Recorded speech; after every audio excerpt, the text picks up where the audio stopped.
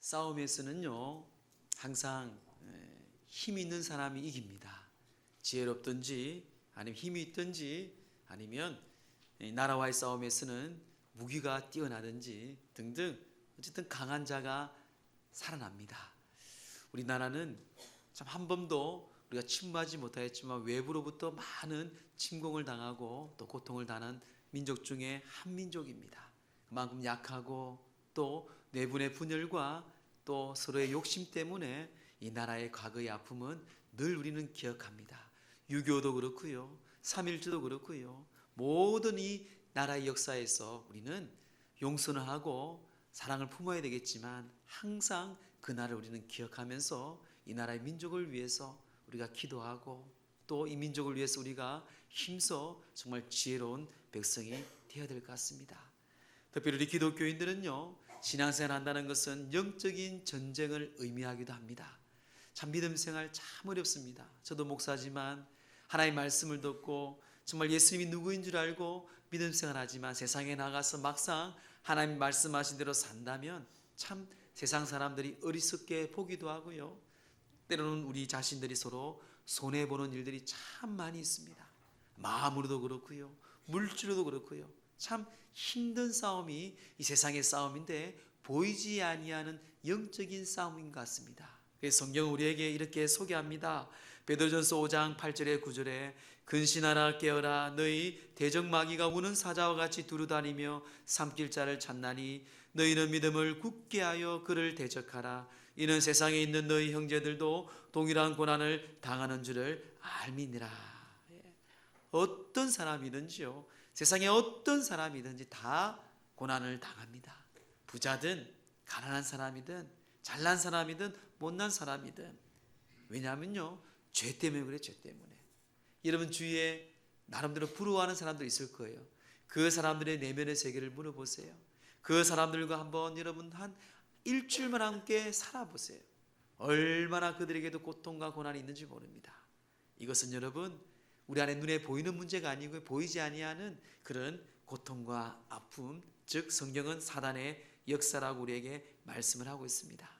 상담 심리학자이고 내적 지위의 근위자인 미국의 탈봇 신학교의 교수인 닐 앤더스 교수는요, 사단의 명예에 놓고 이렇게 얘기합니다.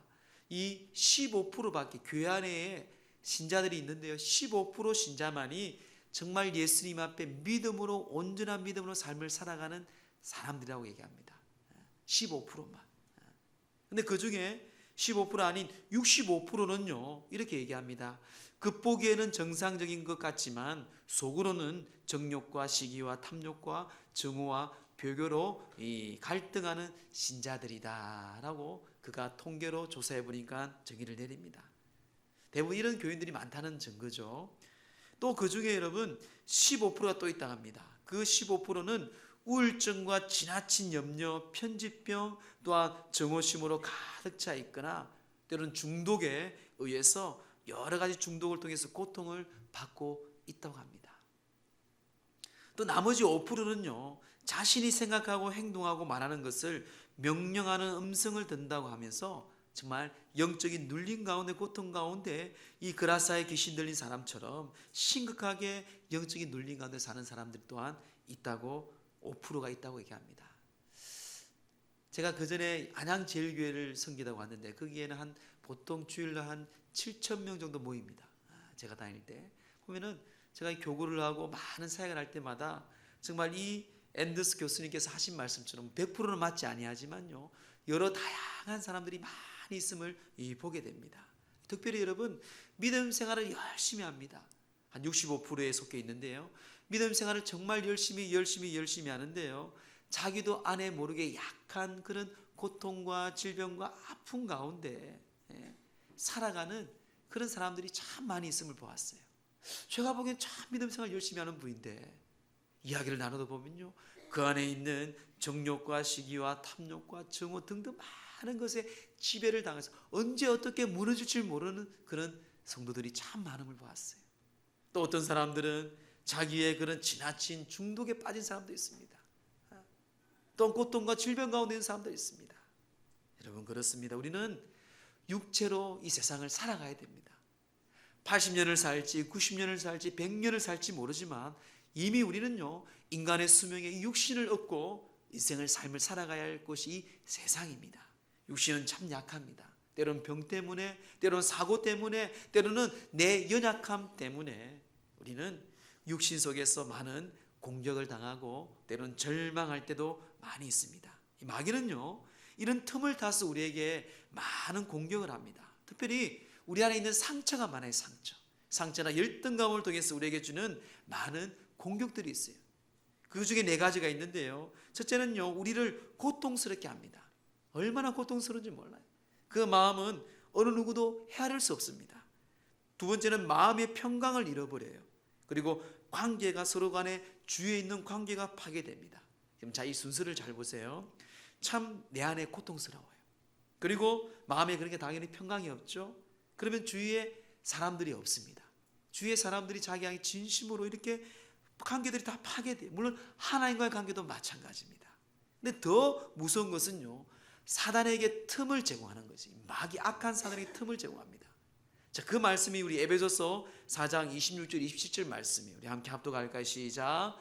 분을 내어도 죄를 짓지 말며 해가 지도록 분을 품지 말고 마귀에게 틈을 주지 말라. 분노와 혈기가 무서운 것을 대해서 우리에게 얘기합니다. 그게 통로가 되었어요. 오히려 악한 마귀에게 공격받을 수 있는 틈을 주게 된다는 것이에요.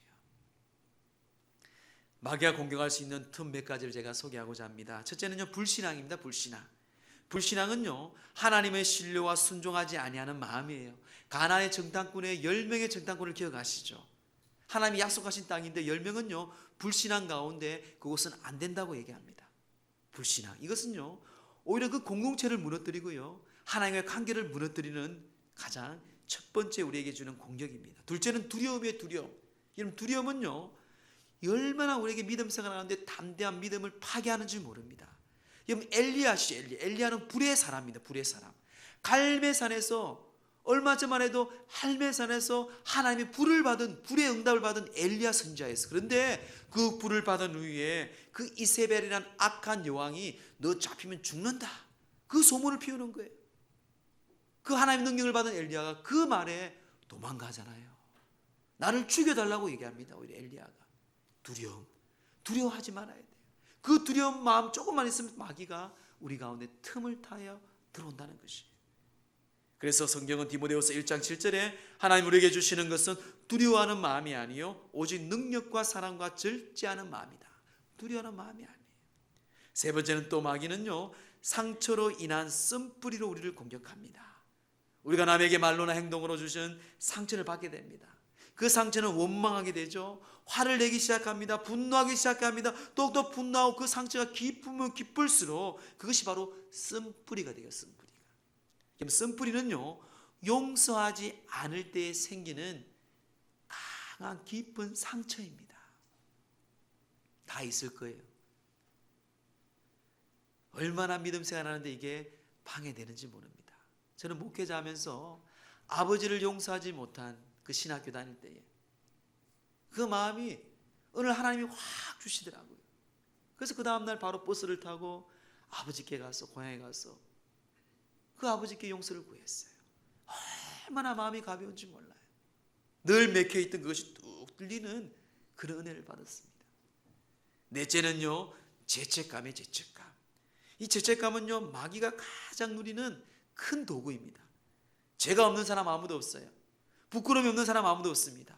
목사인 저도 마찬가지입니다. 하나님 일을 하다 보면 하나님 일을 할 때마다 야 네가 옛날에 어떤 인간인데, 네가 어제만 하도 어떤 사람이었는데, 술 먹고 담배 피우고 뭐하고. 그래도 여러분 하나님은 우리를 용서하세요. 그럼에도 불구하고 하나님께서 우리에게요 하나님의 자녀된 권세를 주셔서 그게 바로 예수 그리스도의 십자가의 보혈이에요. 죄책감. 그래서 우리는 예수 안에서 살아가는 겁니다. 로마서 8장 1절 2절 보세요. 우리 함께 합독할까요? 시작. 그러므로 이제 그리스도 예수 안에 있는 자에게는 결코 정죄함이 없나니 이는 그리스도 예수 안에 있는 생명의 성령의 법이 죄와 사망의 법에서 너를 해방하였습니다. 아멘. 이 죄책감은요 평생 있습니다. 이 안에 자유하지 못하면 그게 상처가 되고요, 그게 쓴뿌리가 되고요, 그게 두려움이 오고요, 그게 때로는 불신앙 가운데 우리가 약해지는 것이, 그 틈을 타서 마귀는요 계속해서 우리를 공격합니다. 그래서 건강해, 여러분 건강해야지 남을 도와줄 수 있는 것처럼 영적으로도 마찬가지, 영혼이 건강해야지 여러분 자녀들도 건강한 영혼이 됩니다. 여러분 주위에 있는 사람들도 건강으로 여러분들이 강건하게 영적으로 세워줄 수가 있는 것이에요. 오늘 그럼 우리가 살아가면서 이 세상에서 영적으로 승리할 수 있는 비결을 이 본문을 통해서 말씀을 보고자 합니다. 첫째는요, 하나님 앞에서 겸손하라고 성경은 말씀합니다. 우리 7절 말씀 함께 합독합니다. 시작. 그런즉 너희는 하나님께 복종할지어다. 마귀를 대적하라. 그리하면 너희를 피하리라. 아멘. 복종할지어다라는 이 단어는요, 헬라에 보면은 위포타케테라는 말입니다. 이 위포타케테라는 이 말은요, 자신을 더 낮은 위치에 두라라는 뜻이에요. 그래서 우리는 하나님께 이 복종하라, 이 위포타이텍에는요 하나님께 자신을 더 낮은 위치로 두라, 즉 겸손하라는 것이에요. 겸손은요 비록 지금은 손해보고 약해 보일지라도 여러분 지나온 세월 한번 보세요. 세상에서 겸손한 자들을 두려워합니다. 형식에 정말 이분이 진실하고 겸손한 자를요, 그들을 다 가치를 높이 보여요. 하나님도 마찬가지입니다. 이런 복종은요, 순종은요 겸손에서 출발하게 되어 있습니다. 그래서 앤드류 머레이는요 이 겸손이라는 책에서 겸손을 이렇게 정의합니다. 겸손은 피조물이 자신의 한계를 인식할 때 나오는 잔잔한 자세다. 자, 우리 창조주 주신 하나님인데 우리는 다 피조물입니다. 우리 피조물이 자신, 우리 인간의 연약한 한계를 인식할 때에, 인식에서 끝나면 안 돼요. 인식할 때 나오는 잔잔한 태도, 자세, 이게 겸손이에요. 여러분, 그냥 나는 겸손해야지 이게 아니에요. 그 삶이 하나님께로부터 내가 피조물로서 인식하고 나오는 자세, 이게 여러분 진정한 겸손입니다. 그 말씀이 고린도후서 4장 7절이죠. 우리가 이 보배를 질그릇에 가졌으니 이는 심히 큰 능력은 하나님께 있고 우리에게 있지 아니함이라고 말씀합니다. 겸손이에요. 겸손이에요. 그래서 오늘 본문의 말씀도 야고보서 4장 6절에 이렇게 말합니다. 우리 함께 합독할까요? 시작. 그러나 더 큰 은혜를 주시나니 그러므로 일렀으되 하나님이 교만한 자를 물리치시고 겸손한 자에게 은혜를 주신다 하였느니라. 아멘. 큰 은혜를 주셔요. 그는 교만한 자가 아니고요, 어떤 자라고요? 겸손한 자에게 은혜를 주신다고 말씀합니다. 겸손한 자에게. 그만큼 겸손은요 우리에게 능력이고 하나님 주시는 큰 은혜입니다. 사회학자이고 신학자이고 윤리학자인 라인홀드 리브 목사님이 계시는데요, 박사님인데 이분이 인간의 교만에 대해서 5가지를 정리했습니다. 첫째는요, 지적인 교만이에요. 사람들은 다 교만하죠. 특히 많이 배운 사람들이 이 교만하기 쉽습니다. 학벌과 학력 때문에. 둘째는 신분적인 교만이에요. 내 지위가 가난할 때 힘들 때는 몰랐는데 그 지위와 직분이 권력층 위에 들어갈 때에, 그 지위와 직분이 높이 올라갈 때에 그 직급을 통해서 사람이 교만하게 만들 수 있다고 합니다. 셋째는요, 도덕적인 교만도 있다고 해요. 여러분, 이거는 뭔가 하면 윤리적으로 나는 바르게 산다는 거죠. 법을 잘 지키고 윤리적으로 도덕적으로 잘 준행하기 때문에 나는 저 사람에 비해서 상대적으로 더 좋은 사람이야 하면서 교만한다고 합니다. 또한 네 번째는 신앙적인 교만도 있다고 합니다. 먼저 신앙생활을 했거나 아니면 이 영적인 체험이 많은 사람들, 뭐 성경적으로 말하면은 은사가 많은 사람들이 교만한 사람들이 또한 많다고 합니다. 다섯 번째는 집단적인 교만이에요. 이거는 무슨 말인가 하면 어느 큰 집단, 어느 권력 있는 집단에 들어가면 자기도 모르게 신분 상승이 되어서 자기 모르는 공동체를 교만한 공동체로 만드는 그런 경향도 많이 있다고 합니다. 어거스틴이요, 제자들을 함께 이야기를 하면서 제자들이 물어봅니다. 스승님, 어떻게 하면 예수님을 잘 믿을 수 있는 비결이 무엇입니까? 그 어거스틴은요, 겸손이다. 그래요. 둘째는요, 둘째도 겸손이다. 그럼 셋째로 예수를 잘 믿는 비결이 뭐예요? 세 번째도 겸손이다. 그렇습니다. 겸손은요, 하나님을 높이고요, 겸손은요, 하나님께서 우리에게 능력을 주시는 은혜입니다. 오늘 본문 10절 말씀도 이야기하죠. 우리 함께 합독합니다. 주 앞에서 낮추라. 그리하면 주께서 너희를 높이시리라. 주님 앞에서 낮추고 주님 앞에서 겸손한 자들이 주님이 높이시고 우리에게 권능과 능력을 주신다는 것입니다. 겸손. 이스라엘은 여리고성을 점령할 때 겸손했어요. 하루에 7바퀴를 돌면서 그 견고한 성을 볼 때 가나안 땅의 최고의 성이었습니다. 그들은 7일 동안 7바퀴를 돌면서 겸손할 때 그 여리고성은 무너졌습니다. 그런데 교만했어요. 그 다음 성이 아이성입니다. 말 그대로 아이성, 조그만한 성이었어요. 근데 그곳은 패배하였어요. 교만했어요. 하나님의 말씀을 업신여겼습니다. 우리에게 주는 겸손의 교훈입니다. 반드시 죽는 병이 있다고 합니다. 그거는 죽는 병은 암이 아니라 교만이라는 병입니다. 교만한 사람들, 정치를 봐도요, 직장생활을 봐도요, 다 무너지고 넘어지는 경우도 너무나 많습니다. 여러분, 하나님 앞에 겸손하여 이 세상을 승리하는 저와 여러분 되기를 주의 이름으로 축원합니다. 둘째는 마귀를 대적하라고 말합니다. 7절 보세요. 너희는 하나님께 복종할지어다 하고 그 다음에 마귀를 대적하라. 그리하면 너희를 피하리라. 예, 마귀는 여러분 대적해야 돼요. 우리가 하나님 앞에는 납작 엎드려 겸손하지만 악한 원수된 그 사단 마귀 앞에서는요, 우리는 대적해야 됩니다. 왜냐고요? 마귀는요, 하나님의 말씀을 거역하게 하고 하나님의 말씀을 믿지 못하게 하고요, 주님과 멀어지게 하기 때문에 우리를 방해합니다. 그러기에 그것은요, 대적해야 돼요. 대적할 때 마귀는요, 우리를 피한다고 성경은 말씀합니다. 베드로전서 5장 8절 9절에도 우리가 근신하여 깨어라고 말씀하면서 믿음을 굳게 하여 그를 대적하라고 말합니다. 너희가 믿음을 굳게 하여 사단 마귀를 대적하라고 말하고 있습니다. 마귀가 어떤 존재입니까, 여러분?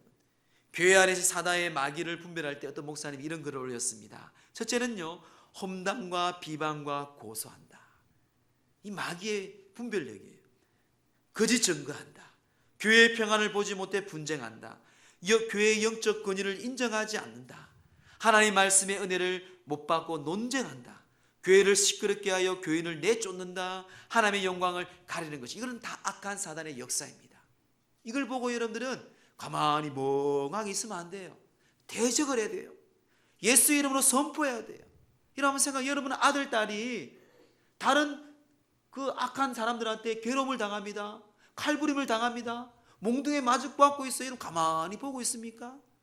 얼른 가서 힘으로 때로는 막 하잖아요. 이 교회 안에서 이런 악한 사단의 역사들을 멍하게 본다는 참 영적으로 미련한 사람이에요.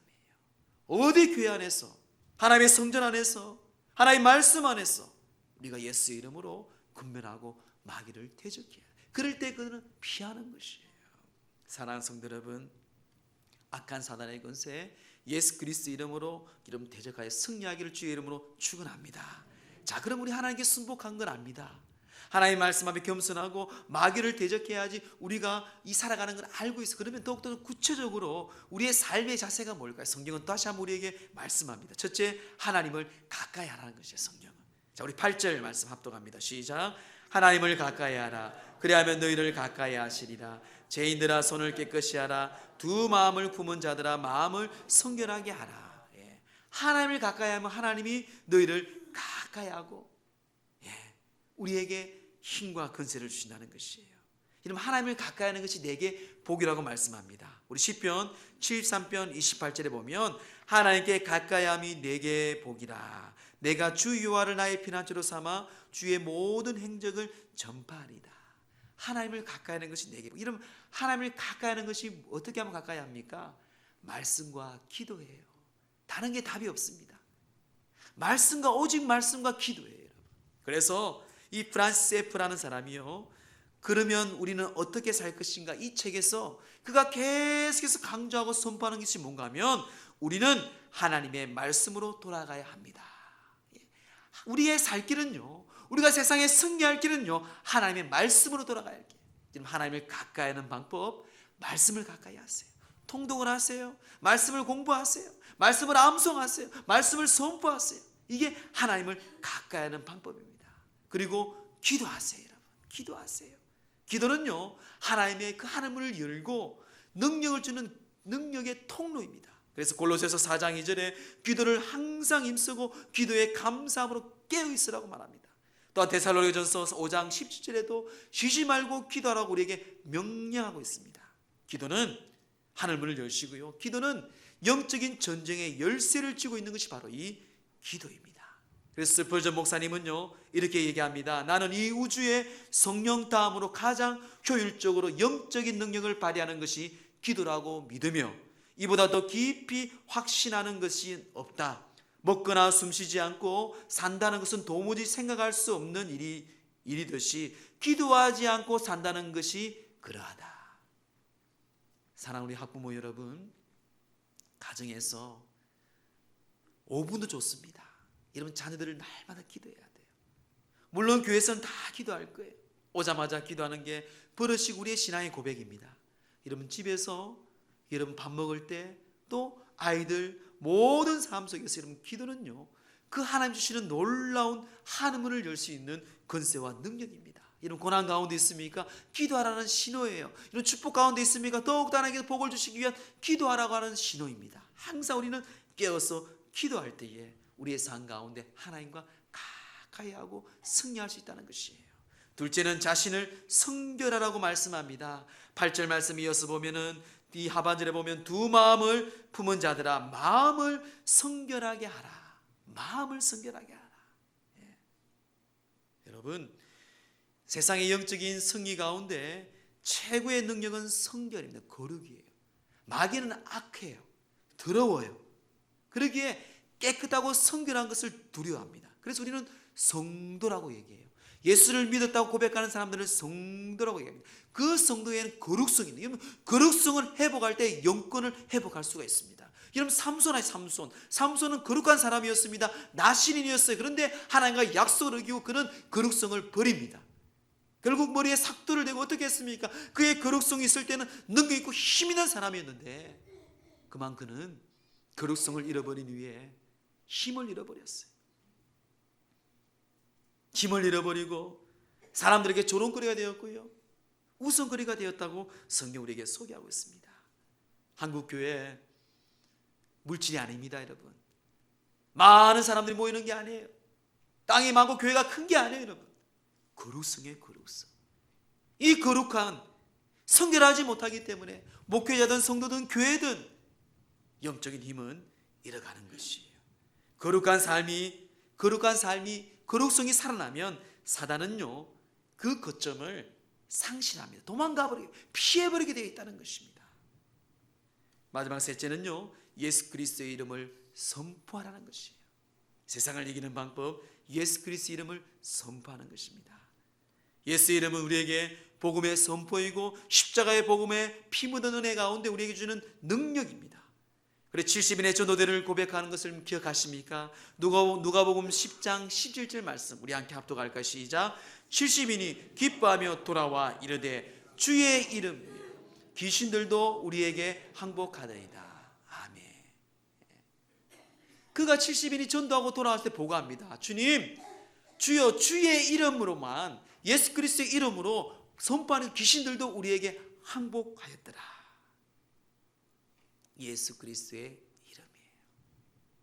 말씀을 정리합니다. 세상을 이기는 삶, 하나님 앞에 겸손하라고 했습니다. 그리고 악한 사단의 마귀를 대적하라고 했습니다. 이런 두 가지를 더 겸비하게 우리에게 자시한 삶은요, 그래서 우리가 하나님을 가까이 해야 돼요. 그리고 내가 주님 앞에 성결해야 돼요. 교회가 성결해야 됩니다. 가정이 성결해야 돼요. 그리고 그 믿음으로 담대하게 예수 그리스도 이름으로 선포해야 돼요. 저는 결론으로 이 모든 걸 감당할 수 있는 것은요 기도입니다. 기도할 때 우리는 하나님 앞에 승복할 수 있어요. 기도할 때 그 영역으로 마귀를 대적합니다. 기도하면서 하나님과 가까워집니다. 기도할 때 내가 성결을 유지합니다. 기도할 때에 담대함으로 예수 그리스도 이름으로 선포하는 거예요. 그래서 우리는 예수님의 이름으로 기도합니다 하고 마지막 기도하잖아요. 복음주의 신학자인 이 사무엘 찰드 워커는 이렇게 얘기합니다. 여러분 참 우리에게 의미 있는 이야기입니다. 잘 들어보세요. 사탄의 한 가지의 관심은, 마귀 사탄의 한 가지의 관심은 사람들이 기도하지 못하게 하는 것이다.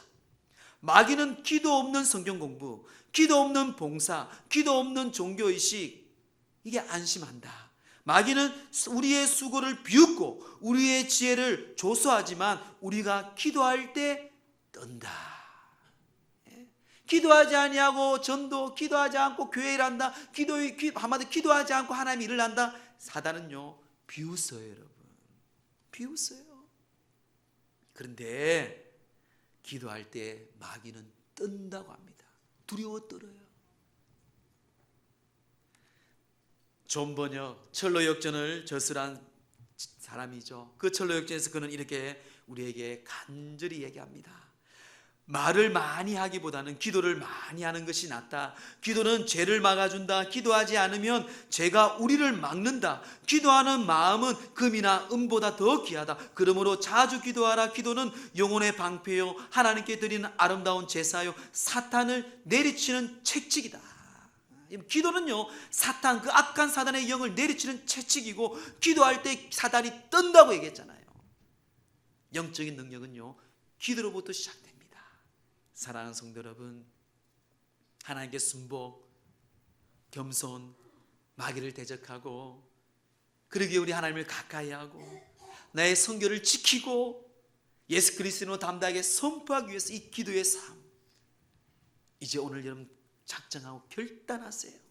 내가 매일 짧은 시간 매일매일 여러분 자녀들에게 머리에 손 놓고 축복하며 기도하세요. 여러분 직장에 들어갈 때 나올 때마다 예수 이름으로 선포하세요. 여러분 가정에 들어갈 때 나갈 때 예수 이름으로 축복하며 선포하세요. 그게 바로 마귀가 들고요, 그게 바로 우리에게 축복이고요, 그게 바로 하나님의 거룩한 거룩성과 우리의 자녀된 권세를 누리는 놀라운 은혜입니다. 사랑하는 성도 여러분, 기도하면 성령 받아요. 그리고 성령 받으면 권능이 임합니다. 그리고 기적과 능력이 나타나고요, 승리하게 되어 있어요.